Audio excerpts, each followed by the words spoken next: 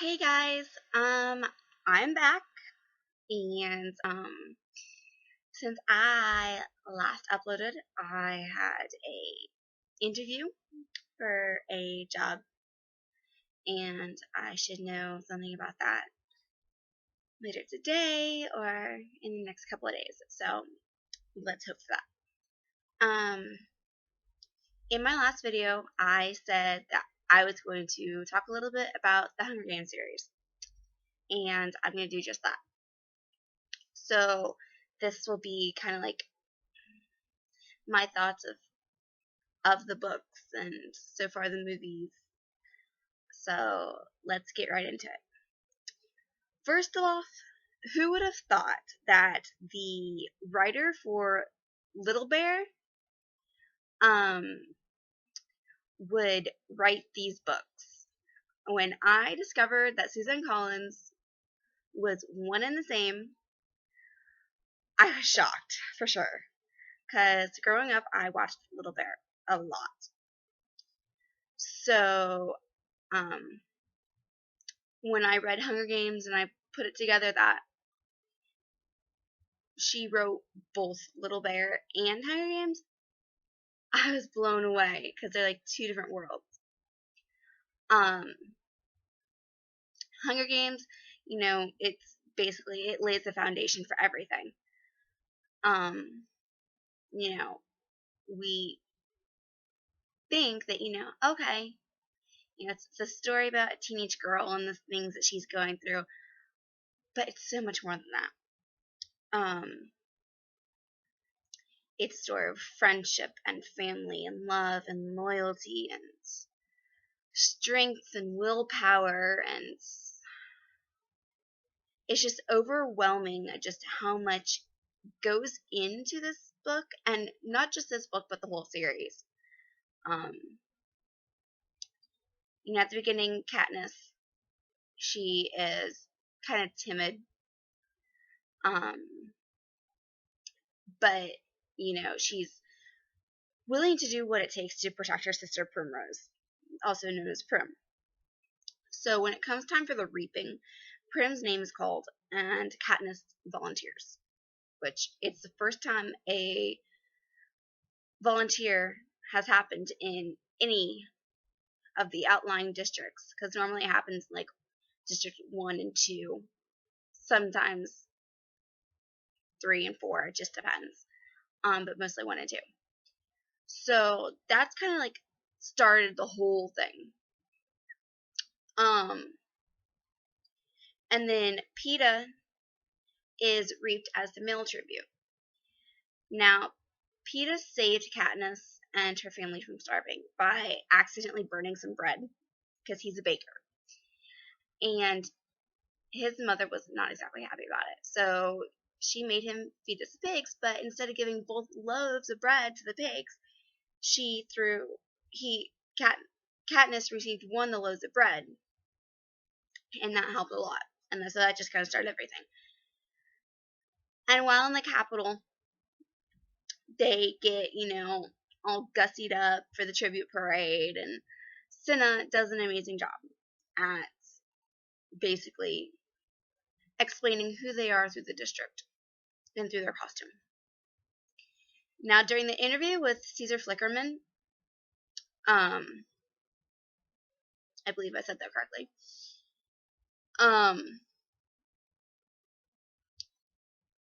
Katniss's interview is kind of normal. I mean, however, at the end of her interview, she does twirl, and the bottom of her dress is on fire, which is pretty cool. Now, when Peeta's interviewed by Caesar, he makes the astonishing announcement that he's had a crush on Katniss forever. And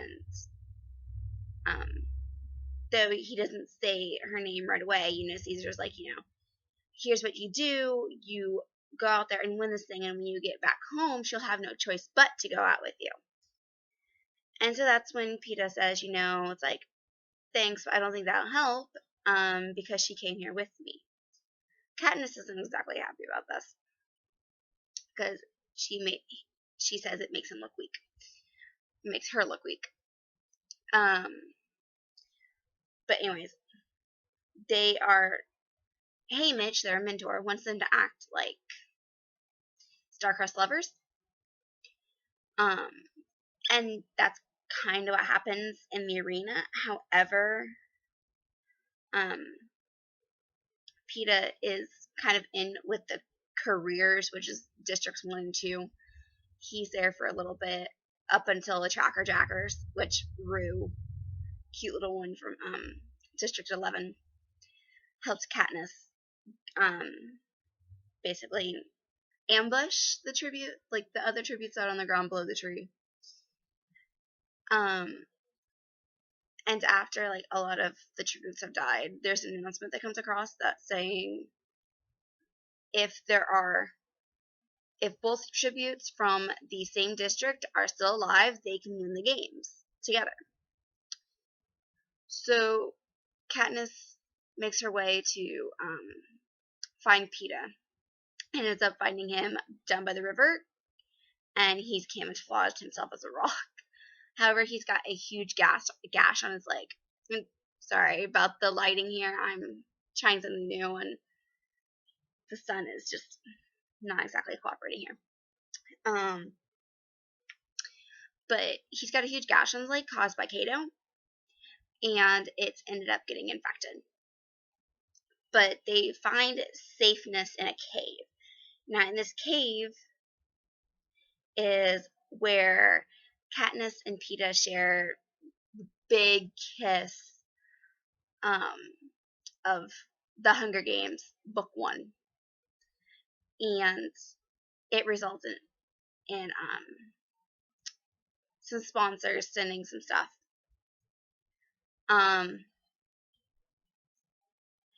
And then another announcement says there's going to be a feast and that there is something for each district that they need.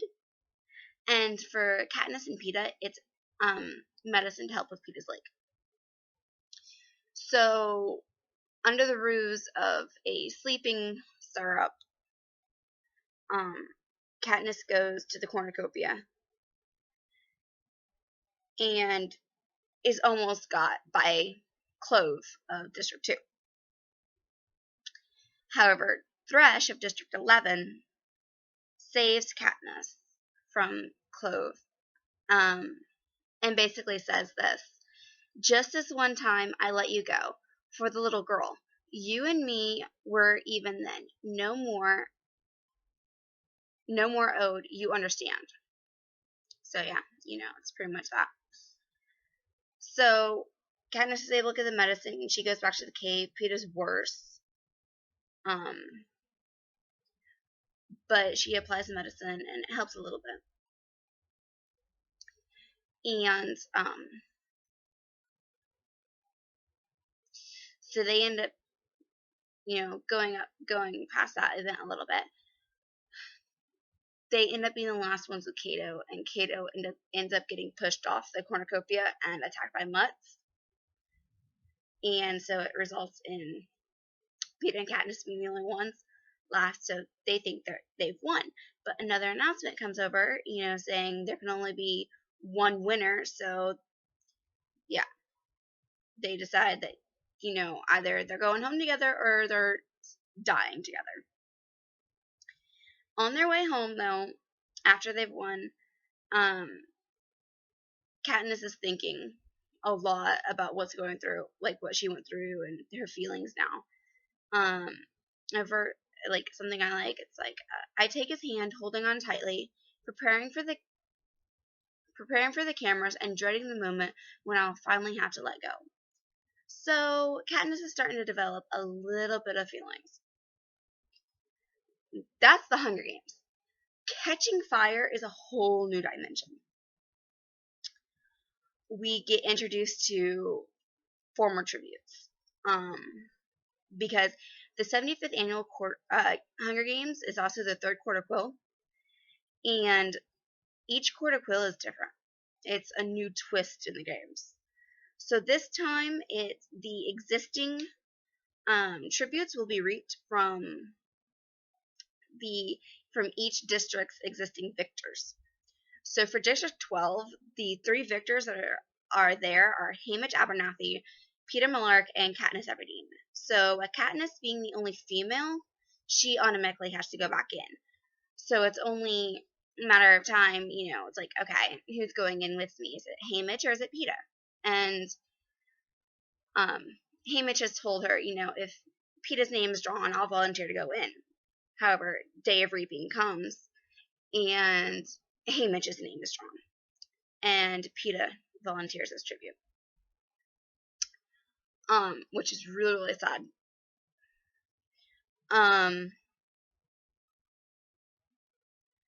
So they go back to the Capitol and everything, and right before the tribute parade, we get introduced to Finnick Odair, who, as good looking as he is, he's like a peacock. He really is. And the most famous line of Finnick's is, "Want a sugar cube?" Yeah, and he says it in such a way that's just like, almost want to take the sugar cube.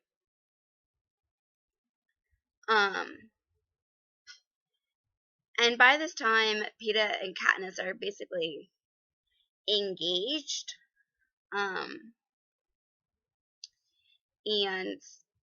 Peeta's like, I just want to spend every possible minute of the rest of my life with you, which, if I was told that, I'd be like, oh my goodness. That's just like, oh my gosh, so sweet.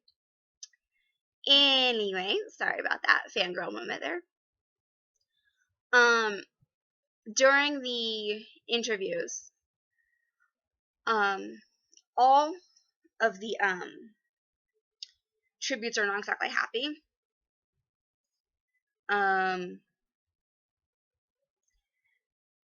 And President Snow wanted Katniss to wear the wedding dress that she would have worn for the wedding. So yeah, and then at the end of her interview, she twirls. Now, as beautiful the dress was, Cinna made a few little alterations to it. As she's spinning, the dress is transforming. Cinna transforms her into a Mockingjay, which is just a shock. Then Peeta comes out at his interview time and basically says, we got married in private, and we'd have no regrets if it wasn't for the baby. And that's the whole Capitol just goes wild over that, because, why are you going to send a person in who is pregnant, right? So they're trying to get the Capitol on their side. But they have to go in anyway. And skip forward here. They're sitting on the beach. And Peeta is like, if you die and I live, there's no life for me back in District 12. You're my whole life, and I would never be happy again. And he also says, no one really needs me. But Katniss, in reply, says, I do. I need you. Now, the end of Catching Fire is a shock. Katniss and Joanna, Katniss and Beetee and Finnick are rescued, whereas Joanna and Peeta are kidnapped by the Capitol. And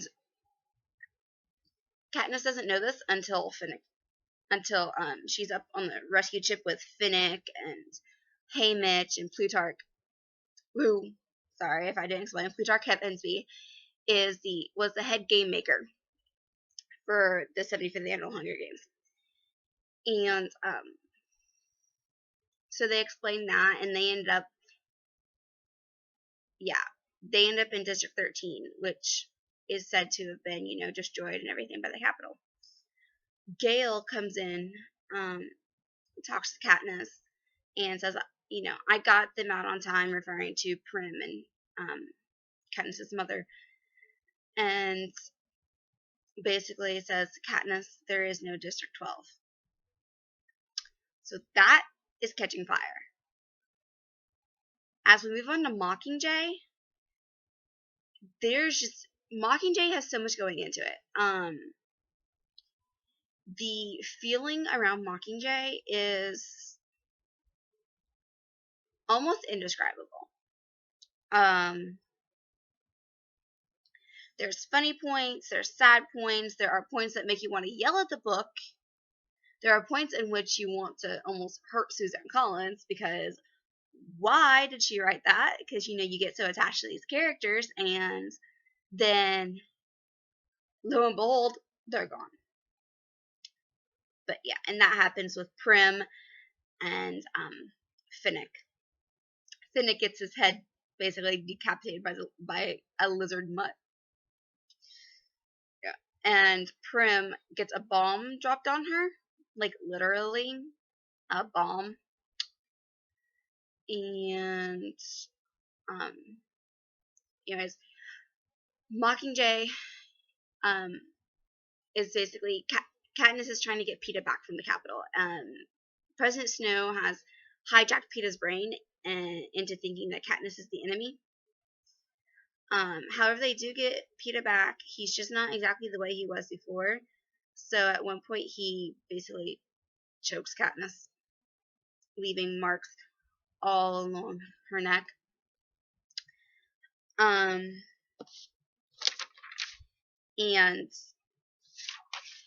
there are I've got 4 quotes here that I wrote down that I thought would fit describing what Mockingjay's about. The first one comes from Boggs, who was the commander leader when they went out into the Capitol to try to get Katniss to President Snow's mansion. And it's well, don't expect us to be too impressed. We just saw Finnick Odair in his underwear. So yeah, that's actually a kind of funny part. The next few come conversations between Peeta and Katniss. Peeta's first one here I like is friend, lover, victor, enemy, fiance, target, mutt, neighbor, hunter, tribute, ally. I'll add it to the list of words I use to try to describe you. Well, try to figure you out.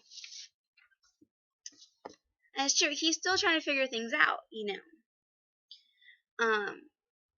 But things get better, and he figures out ways of handling when he has a hijack episode. And there comes a point, Katniss says, "Stay with me," and Peeta replies, "Always." So at that point, Peeta's basically back, and this is towards the end of the book. And the other one is Peeta asks Katniss, "You love me, real or not real?" And Katniss replies, "Real." Now, Finnick, with his death, it's really, really sad because he had just gotten married to Annie Crestor. Well, Cresta. No, yeah, she was in District 4. And Peeta made the wedding cake. And so it was really, really sad because in the book you basically see his life flashing before his eyes before he gets his head jumped off, essentially.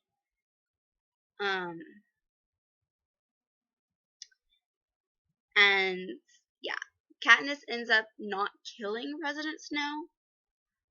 Instead, she kills President Coin. But President Snow ends up dying anyway. He ends up slumping over. It's just all weird. But in the end of Mockingjay, there is an epilogue. And it's set several years in the future. Peeta and Katniss are married, and they've got 2 little kids.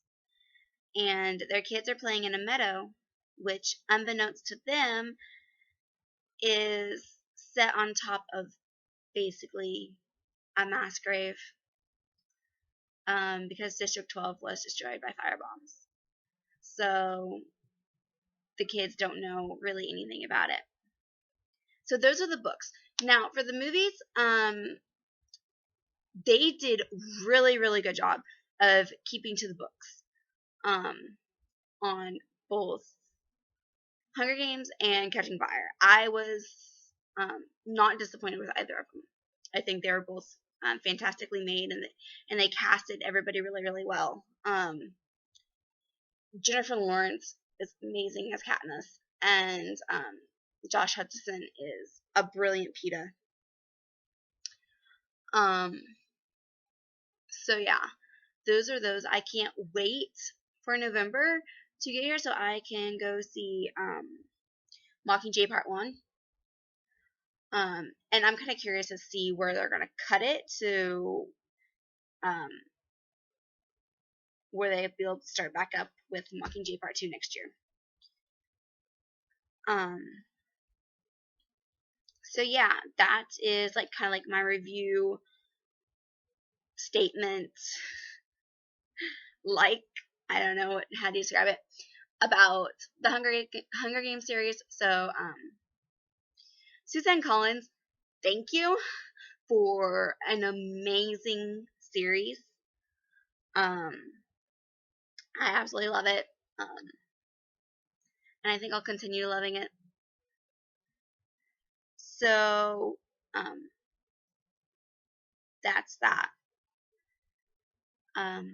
So yeah, I will talk to you all later, and I'll try to get this together and upload it as soon as I can. If you want to, like and comment down below, I'm always up for constructive criticisms. So feel free to like my video, share it, comment, whatever.